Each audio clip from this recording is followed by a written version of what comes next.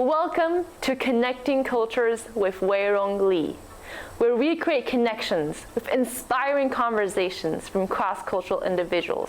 Coming up next, we have an inspirational and eloquent individual. She is the founder and CEO of Clear, a skincare app that empowers consumers in the skincare industry.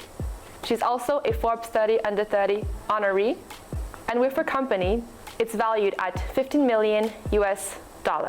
With her cultural background, her parents were raised and educated in India, and when she was just a child, she moved to Cheshire, UK. At the age of 14, they then traveled to New Delhi.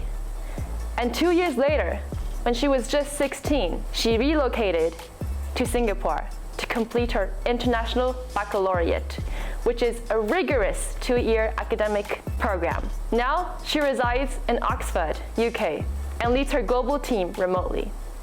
Welcome Ahana Banerjee to the stage. Thank you very much, Weirong. I'm very excited to be here.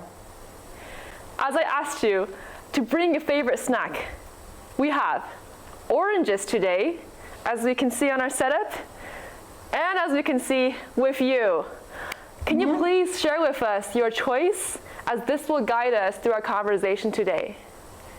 Yeah, well, I mean, they're great for you, first and foremost, but I think for me, oranges were always a snack that I really enjoyed. And, when you move around as a child, a lot of things in your life can change. But this was one of the foods that was always available in all of the countries that I've lived in. It's cheap, easy to access. And so I still eat a lot of oranges now. And I think that's one thing that no matter where I've been, I have always been able to enjoy. So I feel a lot of sense of peace when I get to snack on my oranges. Well, it's an honor to share this orange with you. And I have a smiley face as well to join us in our conversation. Let's dive into it. As in the introduction, I mentioned about your diverse cultural experiences so far. I'm pretty sure that you've also experienced some challenges along the way. I want to get real and I want to dive right into it. How did you navigate your heritage, your origins of cultures between being British, but as well as having Indian heritage? How was that for you? I think it's such an excellent question and was definitely confusing, especially as a child growing up in a predominantly white community in Cheshire, but knowing that, I was different and the meals I ate at home were different and the way my parents, were with me were a little bit different than my friends at school. But I think, and I think it's quite common for many sort of kids in that kind of an upbringing where you just want to fit in. You just want to be like everyone else. You want to have the same kinds of packed lunches. You want to have the same kinds of family dynamics. And I have to say that my parents also, while they themselves were born and raised in India, they were very open-minded in their approach of raising myself and my brother. So I wouldn't say that I was raised in a very, very culturally Indian home. But of course, my parents aren't English. And so there was still a difference between how I was raised and how my friends at school were raised. That said, I think because I had such a good sort of friend group when I did live in the UK, before any of my international moves really happened, I felt quite secure in my British identity. And I think at that point, I hate to use the word shunned, but to be honest, I think that was representative. I didn't really acknowledge the part of myself that was Indian, and I saw myself as fully British. And I think it only came into question at the age of 14 when the international moves started. Because then, I was kind of forced to confront the question of what am I, where am I from? And especially of all the places in the world, moving to India, sometimes people would say, oh, so you're moving back to India? And I would have this reaction, this visceral, like, no, I'm not moving back. Like, I'm not from here. This is just as foreign to me as it is for you. But actually that's not true. I do have the Indian heritage. But I almost didn't like having this Indian identity being put on me because I just didn't feel connected to it at all. I couldn't speak the languages, Food-wise, I prefer Western food. You'll notice my favorite snack was not an Indian Indian snack, because I just wasn't raised with it at all. And I think it was those years in India where initially moving, there was this question of, you know, what am I? Am I British? Am I Indian? And at the time, I think saying I was both didn't feel like an option. And in India, specifically within the expat community, I think it's one of those countries where there's such a stark divide. I think in almost all countries, especially when you go to international schools, there can be somewhat of a divide between the local community and the expat communities, but it's very, very much amplified in India, in New Delhi. And we found ourselves in the expat community, which meant that there wasn't actually very much mingling with the local Indian people.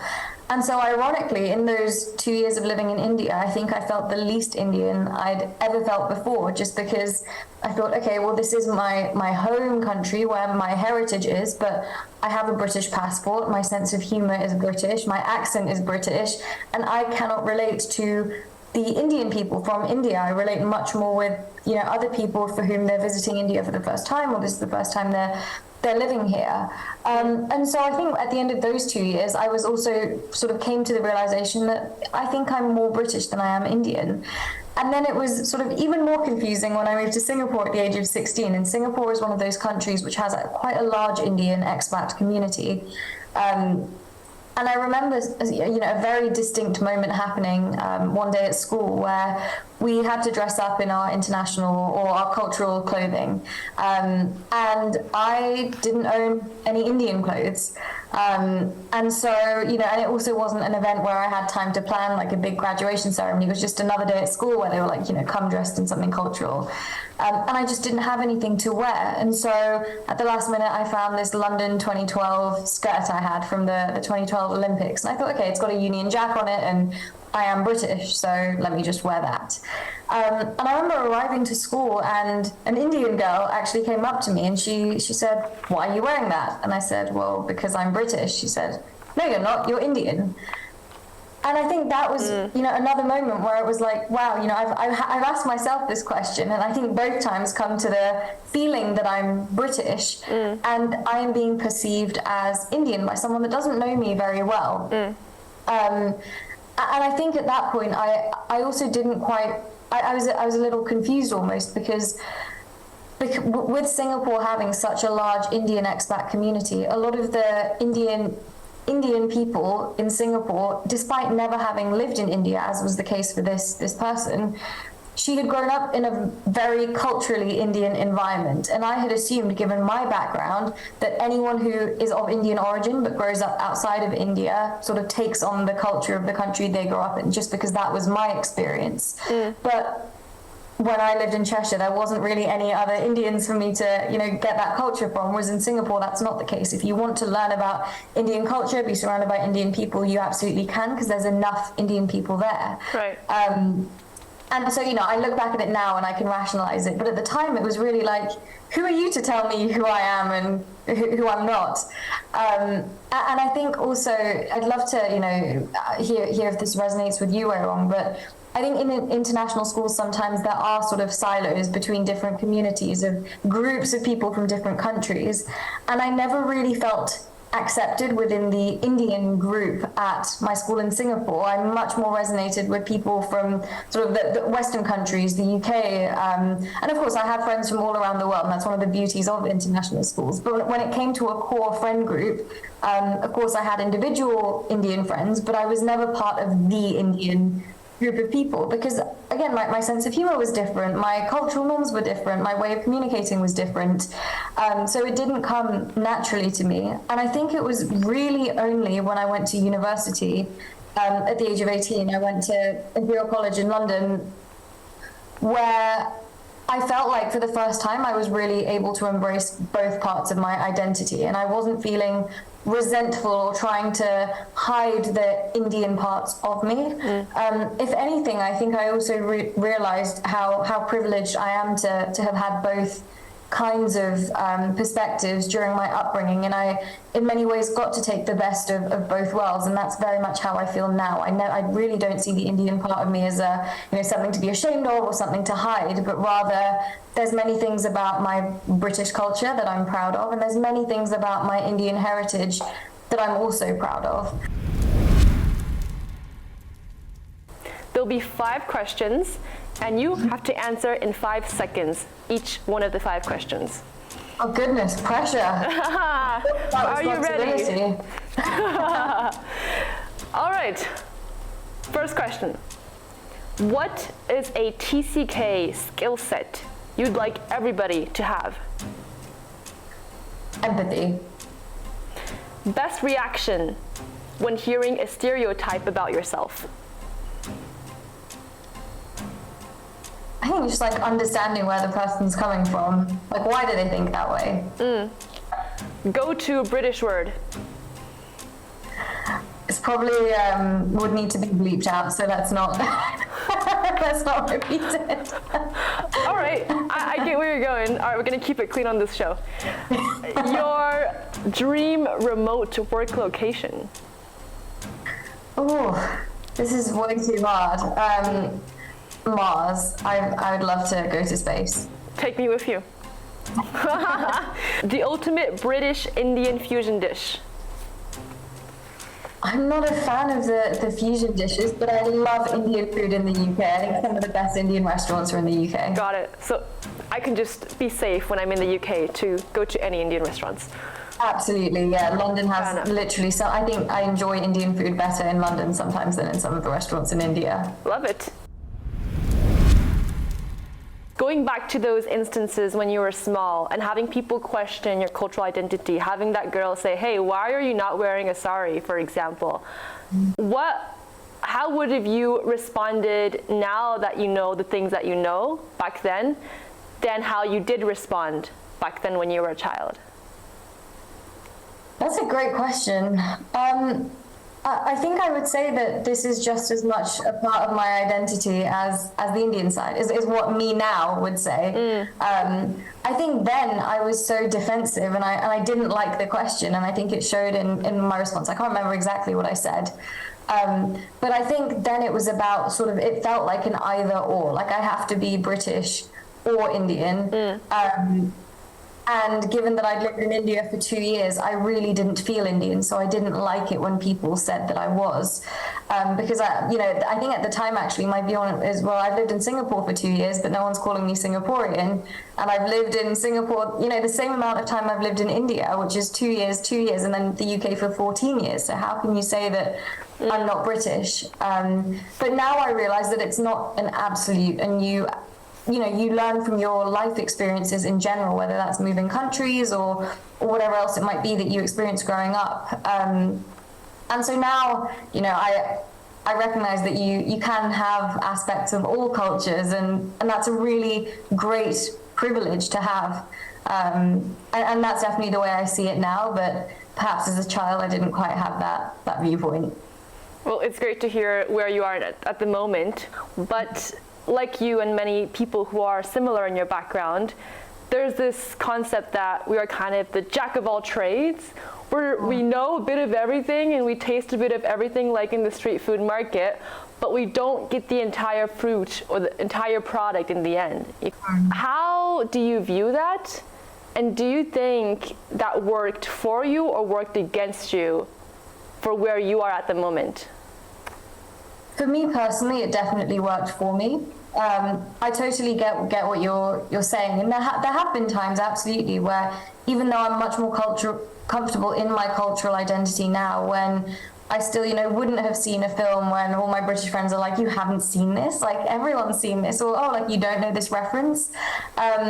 And sort of the inference there is, well, you're not British enough, and the same thing except times a million happens when I go to India and I don't get any of the cultural references. But at the same time, I think for me, especially in my job now as a founder, where the job itself is so varied, and we're a global company, we work fully remotely, hiring from across the world. The ability to understand parts of different cultures has been incredibly powerful, and there are so many real life examples that I can think of, even in my work, where having this different cultural understanding has been an advantage. I think, for example, in in Asian cultures, if you're in public, to stare at people, that's another thing where I remember when I first moved to India and people were staring, I was so deeply offended, coming from this British background. And then I realized that they're not doing it to offend me or to make me feel uncomfortable. This is what's normal culturally.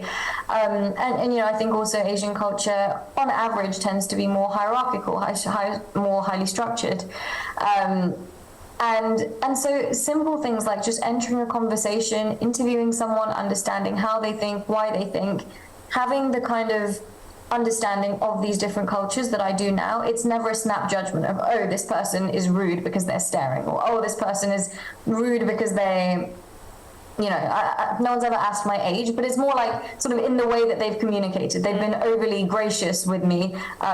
You know, if you come from purely a Western background, you might see it as strange. Why are they being so overly respectful? Or like, why aren't they just talking to me like an equal? You know, I like to have a flat structure in my company, but it's totally not the fact that they are trying to change that, but that's what they know from their culture. Absolutely. And when you're able to understand that, I think it creates a really good environment, because then you can enjoy what diversity brings to the table. And that's not something I need to, I think, sell anyone on. We all know that diverse thinking, diverse teams make for better teams. And when you are able to have a little bit of understanding of lots of different cultures, I think that really can be a superpower. I'm really excited for this segment, which is Culture Got Talent. I love to see what you brought with us today. You have 5 minutes to showcase whatever you want, whatever talent you'd like us to hear, see, watch. Well, I don't know if it'll take 5 minutes. And I was thinking, you know, should I do a musical performance? You might be able to see my guitars in the background. But I thought that if I can traumatize some people watching this instead, why not?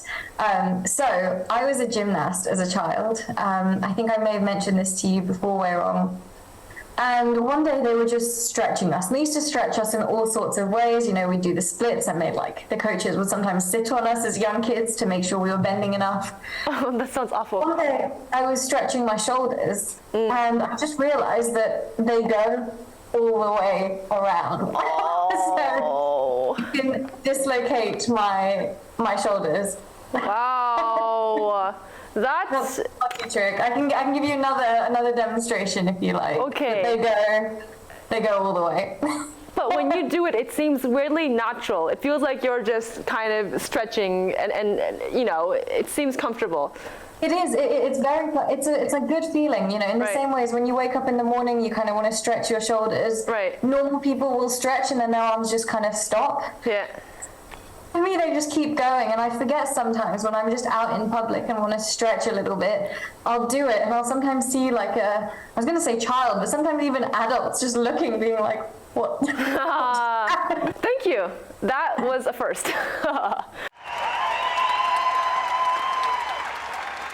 We touched upon the diversity of experiences and cultures that you've experienced growing up and up until now. But you also had a diversity in terms of your academic experience, because you clearly had many transitions that you had to go through with your school.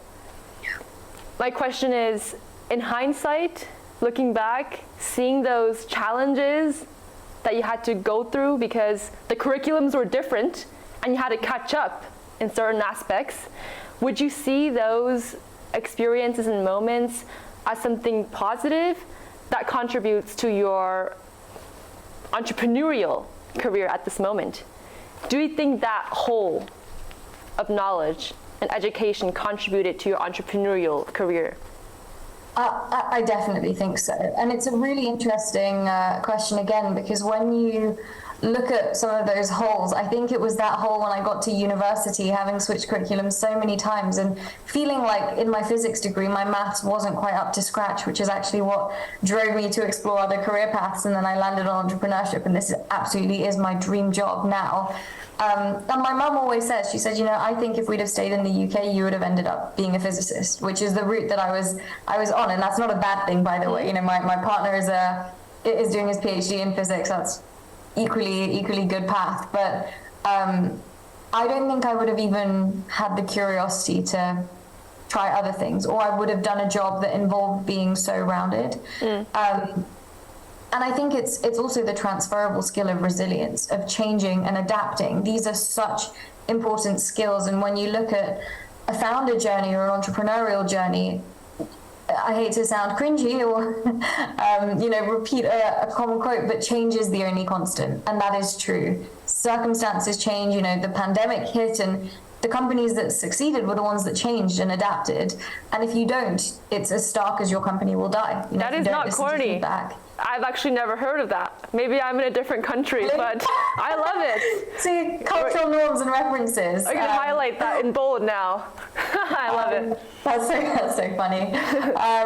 But yeah, it really is. And I think that the sooner you learn how to thrive in that kind of an environment, the more equipped you will be for whatever life has to throw at you next. So when it came to my own company, let's say, the team drastically changes or something big happens, like a big investor, and bad things, if an investor pulls out, what are you going to do? What's the plan B? But always, not being fazed by it, but actually embracing that this is inevitable. And I've dealt with much bigger changes before, right. So taking it as part of your stride. So in that sense, I think like the transferable skills you learn from it are hugely valuable. But even just from a more objective part of my own journey, it was changing curriculums that left some holes in areas of my academic knowledge, which ultimately I think is what drove me to pursue entrepreneurship in the end. Now, I want to go back to when you explained your flexibility and adaptability that you gained with your cross-cultural experiences. Can we touch upon how this is connected to your sense of, to cross-cultural individuals being able to build a sense of connection and empathy, perhaps a bit more easier, because we're always putting ourselves in unknown situations. We have to adapt, right? How do you view this as someone who comes from a cross-cultural background, and how has this been transferred into you leading Clear? Because Clear is also community-based. So tell us a bit about first what you think on connection and empathy, and how you've done that through your company Clear. Yeah, well on the connection and empathy point, just a couple of weeks ago, I was at this conference where there was a workshop all about biases. And for them, it was meant to be a practical thing. How do biases come into your hiring process? Are you really being inclusive, creating inclusive environments? And as part of this exercise, what we were all told to do was to write down the 10 people in life we are closest to. So that's not necessarily just your employees or your company people, but people you work with, friends, family, all of it. Who are the 10 people in your innermost circle? Right. And then for each of these people, there were a list of sort of criteria of nationality, age, gender, education level, sexual orientation, skin color, like all of these different attributes. And you had to mark whether they were the same as you or different to you. So that was, as I said, nationality, gender, sexual orientation. And the purpose of this exercise was, for most people, to illustrate that people surround themselves with people similar to themselves. And it's not a conscious thing, it's an unconscious phenomenon that occurs for most regular people when you've been raised in one place. And this was in London with mostly British people that had had a more traditional upbringing in one place.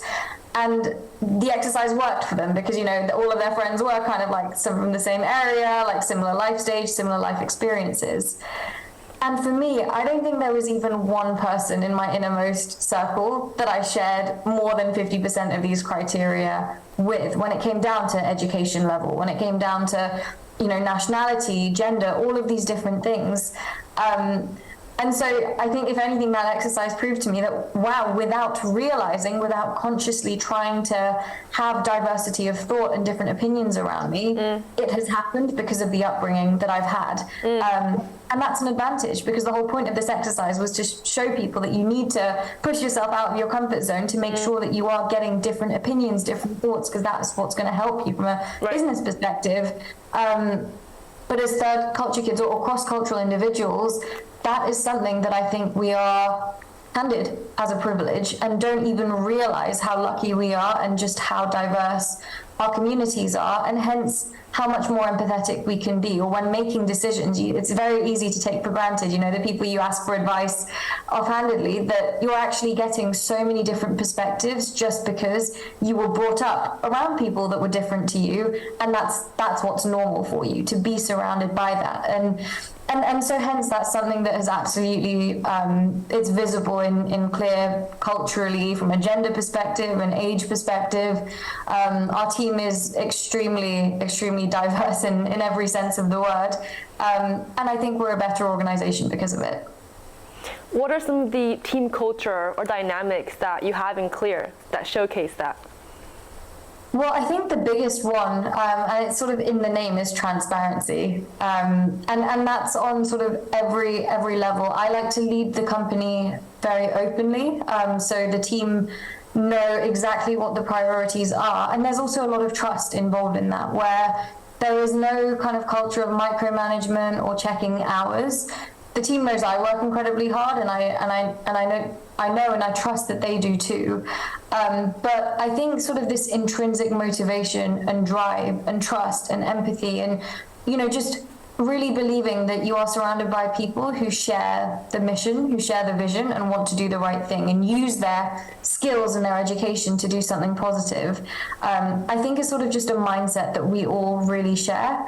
And what this also means is that when there are disagreements in an approach, let's say there's a technical problem that we're trying to solve and different people think about it in a different way, it's never sort of a stressful conversation to have. If anything, it's always a really nice, healthy, open conversation where we're all constantly learning. And learning is one of our company values. I mean, it's core to our product. Our product is all about empowering people to learn what they can do for their skin. But even us as a team and the approach that we have, we're doing something that hasn't quite been done before. So in order for us to succeed, we have to learn. We have to be open to new insights, feedback from our customers, feedback from our brand partners, take that learning and make the product and the service better. So that there's a lot of shared company values, and that's something that even during our hiring process we screen for. So we do ask questions kind of around our company core values and make sure that the people that we're working with are aligned. And if they're not, no matter how technically gifted they may be or how good at the job they are, I think values and culture is incredibly important in any organization. So even if it's something like they don't like remote working or they need some face-to-face, that means that they are not a culture fit for our company. Don't get me wrong, I love face-to-face. I actually met our CTO, who is normally based in South Korea, in his hometown of Brighton just this weekend, and it was amazing and I really enjoyed it. But when we are working remotely, there's no craving for, I wish this was in person. I think we all really thrive in a remote environment, and we love the work-life integration that it allows us to have. And so I think just sort of screening for these points in a hiring process is also something that I've become mindful of and got better at as things have progressed with Clear. Thank you. Talking about values, talking about things that we see as a part of non-negotiables. I often have conversations with cross-cultural individuals, impressive cross-cultural individuals like yourself. And I often find that we have innately this need to create something much bigger than ourselves, that we need to create something that has a positive impact to society. But it's true, I've noticed this in so many conversations, interviews. How do you think individuals that grew up in such a background like you and like me have caused or impacted such a mindset? Yeah, I think for me personally, and I'm sure this may be the case for others with a similar upbringing too, is when you see such a range of people, a range of experiences, I think it makes you more aware of what you have. And that was certainly the case for me, especially the first international move to India, where before that I went to a regular state school in the UK, so not incredibly fancy, also not terrible. And I went to a highly privileged international school where I was seeing, my friends whose parents were ambassadors or CEOs of companies, and, these kids have grown up in extreme privilege. But also in a country like India, to drive to a fancy school, you witness poverty at its biggest extreme. And it hits you, as a 14-year-old girl, I'm in my nice car driving to my nice school, and there's a girl my age knocking on the window, begging. And the only thing that really was different was where she was born and where I was born, and the family I was born into and what she was born into. And I think when you see these kinds of things as a child, you see such extremes, extremes of wealth on one side and extremes of, not having that on the other. It makes you more aware of the privileges that you have in life. And for me personally, it was my education. It was the family support that I had. I always knew that I was very lucky. I liked school. I was good at school. I had the most supportive family that always encouraged me to pursue my dreams. And when you see injustice and unfairness in the world, you feel, and it may be idealistic or naive, but you feel like you can make an impact and you have the power to make the impact. And for me personally, I truly feel like I've had every opportunity to have the impact. I've had, as I said, the most supportive family. I've had a world-class education. I'm healthy, like physically, mentally. What more could I have? I've been given every opportunity to do something positive. And so I think definitely for me, it's that. It's just being aware of how lucky I am to have the life that I do. And I would feel, not that it's wasted, gosh, this is getting very dark very quickly, but I think I would feel really unsatisfied if I went through life and didn't feel like I'd had any kind of positive impact on anyone. And it doesn't even have to be, massive. I'm not saying that I single-handedly am going to solve global warming, but it's, I want to have inspired at least one person to, I don't know, whether it's start their own company, pursue their dreams, or help someone who's struggling with their skin, find a product that works for them. But just do something that makes someone else's life better in some way. And I hear you totally. Thank you for sharing that, because you kind of gave more words to that feeling that I believe many of us share, which is we have and carry this responsibility because of our experiences, and we, with what we've seen at a fairly young age, have to kind of give back in some way using what we've learned so far in our journey. Thank you so much, Ahana. I have to thank you for coming on this show and being a wonderful guest. I'm sure everyone who is watching and listening today got really inspirational takeaways from what you've shared. To summarize, you really shared a lot of insights regarding your international experiences, but also the importance of connection, of empathy, of community, which you're also doing now in your entrepreneurial endeavor with Clear. And of course, this will stay with me in my mind. Your stretching capabilities, I will always remember that. Hopefully not in your nightmares. Oh, I'm sure they'll come up. Anywho, thank you again. This is Connecting Cultures with Weirong. Before you log off, please put in the comments below what you think of this episode. If you have more questions to Ahana, please write over here.